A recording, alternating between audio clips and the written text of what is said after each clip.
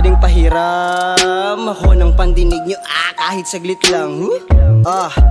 Pwedeng pahiram ako ng pandinig nyo, kahit saglit lang.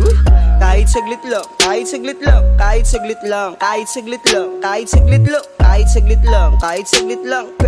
Pwedeng pahiram. Dahil maila, labas akong ilang kanta. Nga pala, ako yung ama.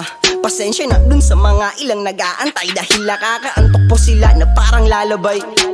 Pero kaya kong lagyan ng puso, utak at kaluluwa yung mga pinipinta ko. Kaya tuturuan kita kung paano ba sinasayang ng tama ang tinta. Dahil kapag sinimulan ko ng magpa-pu-pu-pu-pu-tok ng titik, paniguradong may magtataas ng dalawang kamay.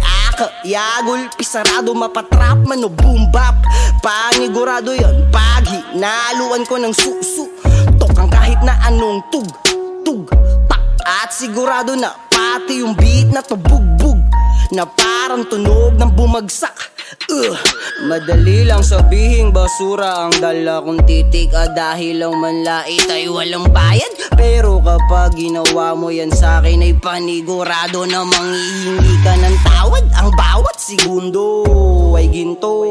Kaya kung ayaw mong masayang oras mo, pakinggan mo na lang yung sasabihin ko. Pwedeng pahiram ako ng pandinig nyo, kahit saglit lang. Pwedeng pahiram ako ng pandinig nyo, kahit saglit lang. Kahit saglit lang, kahit saglit lang, kahit saglit lang, kahit saglit lang, kahit saglit lang, kahit saglit lang, kahit saglit lang. Pwedeng pahiram.